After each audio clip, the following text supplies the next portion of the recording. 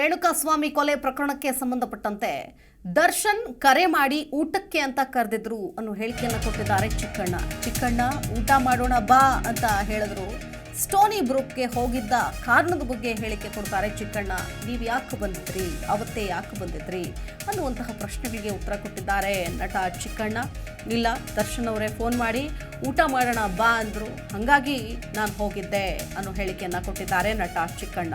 Stony ಬ್ರೂಕ್ಗೆ ಹೋಗಿದ್ದಂತಹ ಕಾರಣವನ್ನ reveal ಮಾಡಿದ್ದಾರೆ ನಟ ಚಿಕ್ಕಣ್ಣ. ಬೆಂಗಳೂರಿನಲ್ಲಿ ರೇಣುಕಾಸ್ವಾಮಿ ಕೊಲೆ ಪ್ರಕರಣಕ್ಕೆ ಸಂಬಂಧಪಟ್ಟಂತೆ ಈಗಾಗಲೇ ತನಿಖೆಯನ್ನು ಚುರುಕುಗೊಳಿಸಿರುವಂತಹ ಅನ್ನಪೂರ್ಣೇಶ್ವರಿ ನಗರ ಪೊಲೀಸರು ಎಲ್ಲ ಆಯಾಮದಲ್ಲೂ ಕೂಡ ತನಿಖೆಯನ್ನು ಮಾಡ್ತಾ ಇದ್ದಾರೆ. ಮತ್ತೆ ಈಗಾಗಲೇ ಕಸ್ಟಡಿ ಕೂಡ ವಿಸ್ತರಣೆಯಾಗಿದೆ. ಸೊ ಒಂದಷ್ಟು ಈಗಾಗಲೇ ಕುತೂಹಲಕಾರಿ ಸಂಗತಿಗಳು ಕೂಡ ಹೊರಬೀಳ್ತಾ ಇದೆ. ಅಂದರೆ ಆರೋಪಿಗಳು ಮಾಡಿದ ಕೆಲಸ, ಅದಕ್ಕಿಂತ ಮುಂಚೆ ಎಲ್ಲಿ ಹೋಗಿದ್ರು, ಎಲ್ಲಿ ಬಂದರು, ಅದಾದ ನಂತರದಲ್ಲಿ ಎಲ್ಲಿ ಹೋಗಿದ್ರು, ಎಲ್ಲಿ ಬಂದರು, ರೇಣುಕಾಸ್ವಾಮಿ ಬಗ್ಗೆ ನನಗೆ ಯಾವುದೇ ಮಾಹಿತಿ ಇಲ್ಲ, ಕೊಲೆ ಪ್ರಕರಣಕ್ಕೂ ನನಗೂ ಏನೂ ಸಂಬಂಧ ಇಲ್ಲ. ವಕೀಲ ದಿಲೀಪ್ ಕುಮಾರ್ ಜೊತೆ ಆಗಮಿಸಿದ್ರು ನಟ ಚಿಕ್ಕಣ್ಣ ಈ ಹೇಳಿಕೆ ಕೊಟ್ಟಿದ್ದಾರೆ. ದರ್ಶನ್ ನಾನು ಗೆಳೆಯರು, ಸಾಮಾನ್ಯವಾಗಿ ಊಟಕ್ಕೆ ಸೇರ್ತಾ ಇರ್ತೀವಿ, ಹಾಗಾಗಿ ಊಟಕ್ಕೆ ಕರೆದ್ರು ಅವತ್ತು ಕೂಡ, ಹಾಗಾಗಿ ಊಟ ಮಾಡೋದಕ್ಕೆ ಅಂತ ಹೋದೆ. ಊಟ ಮಾಡಿಕೊಂಡು ನಾನು ಅಲ್ಲಿಂದ ಹೊರಟೆ. ಅಲ್ಲಿ ಏನಾಯಿತು ಅನ್ನೋದ್ರ ಬಗ್ಗೆ ನನಗೆ ಯಾವುದೇ ಮಾಹಿತಿ ಇಲ್ಲ. ನಾನು ನ್ಯೂಸ್ನಲ್ಲಿ ಬರುವಾಗ ಮಾತ್ರ ಈ ವಿಚಾರದ ಬಗ್ಗೆ ನನಗೆ ಗೊತ್ತಾಯಿತು. ಅಂದರೆ ನ್ಯೂಸ್ ಚಾನಲ್ ನೋಡಿದ ಮೇಲೇ ನನಗೆ ಈ ವಿಷಯದ ಬಗ್ಗೆ ಗೊತ್ತಾಗಿದ್ದು, ಅಲ್ಲಿವರೆಗೂ ನನಗೇನೂ ಗೊತ್ತಿರಲಿಲ್ಲ.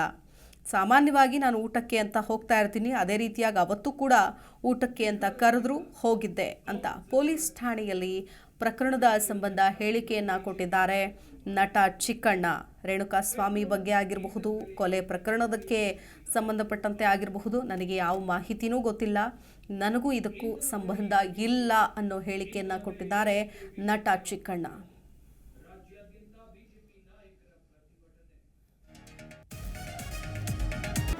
ಜಿ ಕನ್ನಡ ನ್ಯೂಸ್ ಈಗ ನಿಮ್ಮ ಮನೆಯಲ್ಲೇ ನೋಡಿ. ಎಲ್ಲ ಕೇಬಲ್ಗಳಲ್ಲಿ ಈಗ ಲಭ್ಯ.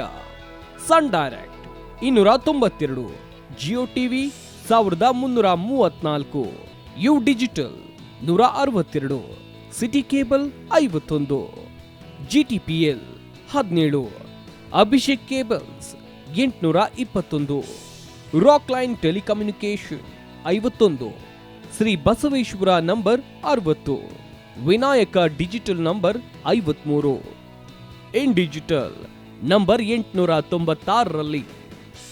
ನಿಮ್ಮಿಸ್ತದ ಜಿ ಕನ್ನಡ ನ್ಯೂಸ್ ನೋಡಿ ಆನಂದಿಸಿ.